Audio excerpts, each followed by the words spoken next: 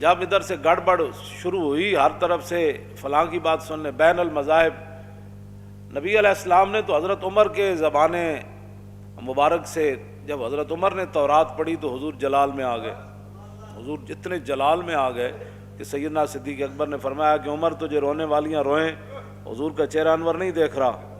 پھر حضرت عمر نے آپ کے گھٹنے مبارک پکڑے، کہا کہ ردینا باللہ ربن وبالاسلام دینا وبمحمد رسولا، حضور ہم اللہ اسلام کے دین ہونے پر راضی اور اللہ کے رب ہونے پر راضی، آپ کے رسول ہونے پر راضی۔ تو حضور نے اس موقع پر فرمایا عمر میرے سامنے تورات پڑھتے ہو، آج موسیٰ بھی ہوتے تو میرے پیچھے چلے بغیر ان کا بھی گزارا نہیں۔ بات اتنی ہے کہ جب آپ حضور نے جناب فاروق اعظم کی زبان اقدس سے یہ بات نہیں سنی، تم جب یہودیوں کو بھی بلا لیتے ہو، عیسائیوں کو بھی بلا لیتے ہو، بت متوں کو بھی بلاتے ہو، جی بین المذاہب اب ہنگی، اب سورج اور بجھی ہوئی بتی کی کیا بین المہنگی ہوگی؟ بل ایک سورج 22 جون کا چڑھا ہوا ہے، ایک بجھی ہوئی موم بتی ہے، اور پھر تم ان کو کہتے ہو کہ دیکھو جی یہ موم بتی و سورج کی اس طرح ہوتی ہے، تو یہ موم بتی و سورج کی ایسے ہوتی ہے۔ تمہیں شرم نہیں آتی؟ جب حضور آ گئے تو بات تو ہو گئی ختم۔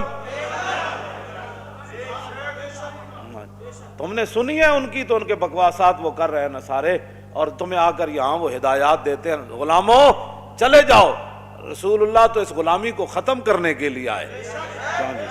تمہارے دل اندر مر چکے ہیں غیروں کی غلامی کر کے، اور تم قرآن اور حدیث کے مقابلے میں ان کی بجھی ہوئی چیزیں لاتے ہو کہ جی یہ ایسے ہے، یہ ایسے ہے، یہ ایسے ہے، یہ کیا باتیں کرتے ہو تم؟ اور پھر آپ لوگ بھی جو آپ وہی 16 سال تعلیمیں پڑھ کے وہی بولیاں بولتے ہیں۔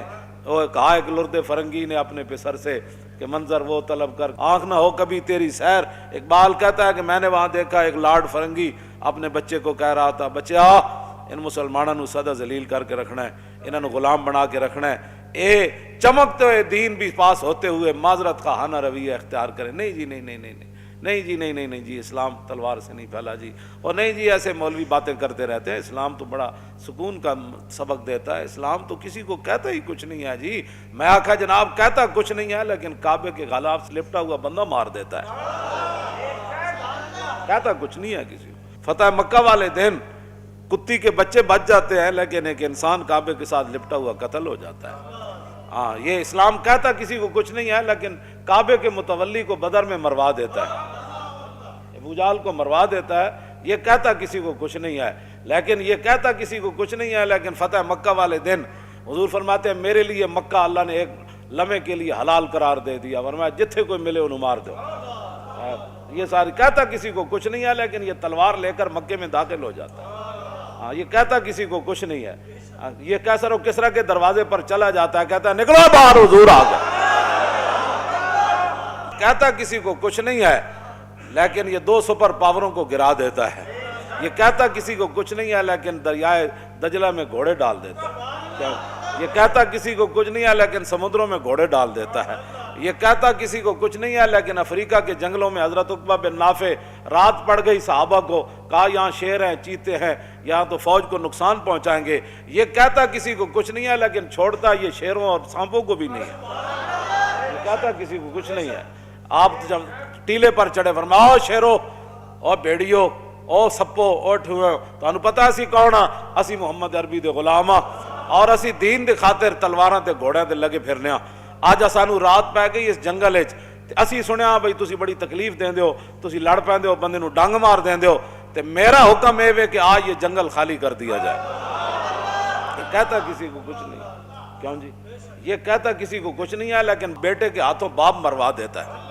ابو عبیدہ بن جراح، ہاں یہ کہتا کسی کو کچھ نہیں ہے، لیکن بیٹا باپ کے سر پر تلوار رکھ دیتا ہے۔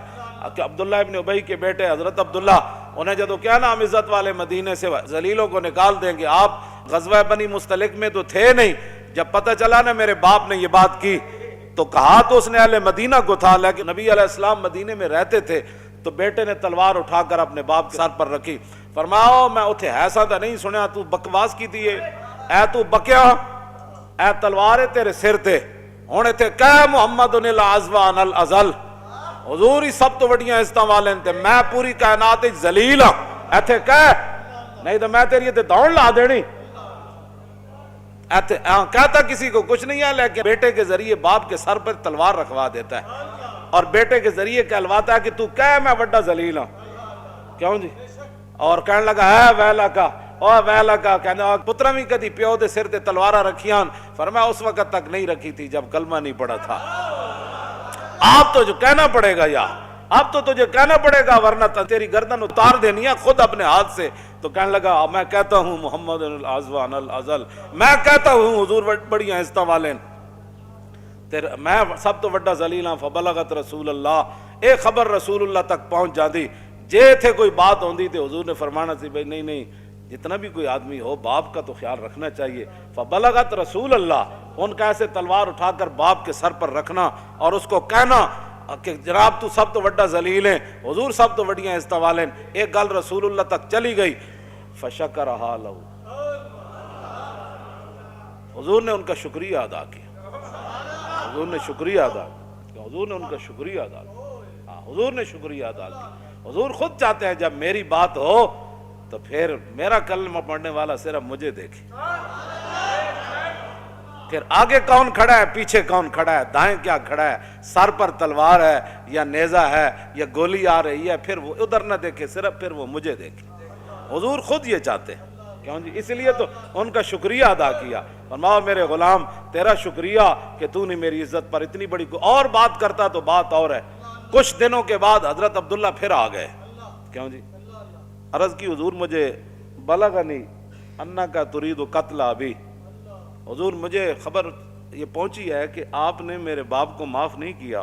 اس نے جو لفظ کہے تھے کہ ہم مدینہ پاک جا کر عزت والے ذلیلوں کو نکال دیں، مجھے یہ خبر پہنچی ہے کہ آپ ارادہ رکھتے ہیں میرے باپ کے قتل کا، لیکن آپ کسی غیر سے قتل کروانا چاہتے ہیں. آپ نے اس کی وہ غلطی معاف نہیں کی.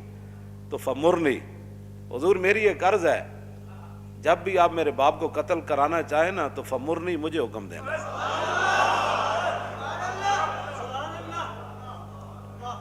پھر کیا ہوگا؟ میں باپ کو پکڑ کر لاؤں گا کہ معافی مانگ، یا میں معافی مانگا. فمرنی ان احمل الیک راسہ، حضور حکم آپ نے مجھے دینا ہے. پھر منظر دیکھیں کہ میں سر کاٹ کے آپ کے قدموں میں کیسے لاتا ہوں. یہ کہتا کسی کو کچھ نہیں، یہ کہتا کسی کو کچھ نہیں ہے. کیوں جی؟ ہاں یہ کہتا کسی کو کچھ نہیں ہے، لیکن بھانجے کے ذریعے ماما مروا دیتا ہے. یہ کہتا کسی کو کچھ نہیں ہے. یہ کیا باتیں ہوئی؟ کون سے تم اسلام کی تشریحات کرتے ہو اور 12 ربیع الاول شریف کے اندر جناب تم باتیں ایسی لا یعنی قسم کی وہاں گفتگویں کرتے. وہ سکالر بھی ایسے ہی ہوتے ہیں، تعلیم کے تیزاب میں ڈال کر اس کی خودی کو. اقبال کہندا ہو، لارڈ فرنگی کہنے لگا ہو انہاں مسلمانوں نو غلام رکھنا ہے، انہاں اندروں غلام بنا دینا ہے. انہیں کہے تے غلام نہیں بن دے. کیوں جی؟ یہ تے غلام بن کے مکے چ مار کھا لیندے، گل نہیں مندے. یہ تے سوراخ ایڈے ایڈے کروا لینے. حضرت حباب دے جسم میں ایڈے ایڈے سوراخ سن. حضرت عمر ویکھ کے چیخ پے سن. فرمایا حباب کی ہویا؟ عرض کی جناب بلال نو تو چھڑان والے آ جاندے سن، اگ اتنے لیٹے تے مینوں تو چھڑان والا بھی کوئی نہیں سی ہوندا. میری تے چربی اگ بجاندی ہوندی سی. ایک گل دسو ذرا عقل چاندی گل. ایک جاگن تے ایک جاگ نہ جاگن، ایک جاگ دے ہی ستے ہو، ایک بت خانے جا واصل ہوئے تے ایک رہ وچ مسیتی ہو. بند پر پا نیس پر جان و دل مشکل اندر مشکل اندر مشکل است. اقبال کہندا مسلماناں دی بیڑیاں جڑیاں نا اور دل تے روح تے انگریزاں پا چھڑیاں. اے پیراں دیاں بیڑیاں ہوندیاں تے اسی کوئی لوہ تے پلاس لے کے تے تھوڑے لو کے. اقبال کہندا اسا توڑ دینیاں سن لیکن مشکل اندر مشکل اندر مشکل است. اقبال کہندا اے تے مشکل ہے کہ انہاں نے دل بند دیتے، انہاں دی روح بند دتی، انہاں دے افکار بدل دیتے، انہاں دیاں سوچاں بدل دتیاں. اے جدوں بھی اسلام نو پڑھنا چاہندے تے کہندے نہیں انگریز کیا کہتا ہے اس مسئلے. ہاں انہوں نے کبھی بھی نہیں سوچا کہ رسول اللہ نے کیا فرمایا. ہاں یہ کیا بات ہوئی. یہ جب بھی بات کرتے ہیں تو انگریزوں کی باتیں کرتے ہیں. یہ کہتا کسی کو کچھ نہیں ہے لیکن 10 سال کے اندر 100 جنگیں کر دیتا ہے. یہ کہتا کسی کو کچھ نہیں ہے لیکن یہ جنگ یمامہ میں 36,000 منکرین ختم نبوت کو ذبح کر دیتا ہے. ہاں یہ کہتا کسی کو کچھ نہیں ہے لیکن صرف اتنی بات جو کہے کہ آئیے پھر ویدو. کیوں جی؟ یہ بھاگ جائیں گے میدان حدیبیہ میں. یہ کہتا کسی کو کچھ نہیں ہے. اتھے عروہ بن مسعود گل کر رہے ہومن بھی سفیر اور رسول اللہ وہاں اتھے خلق عظیم دے مالک بھی بیٹھے ہومن. وما ارسلناک الا رحمت للعالمین دیاں شانہ دے مالک بھی اتھے بیٹھے ہومن. تے نال عروہ بن مسعود گل کر دیں کہ یہ چھوڑ جائیں گے آپ کو، بھاگ جائیں گے.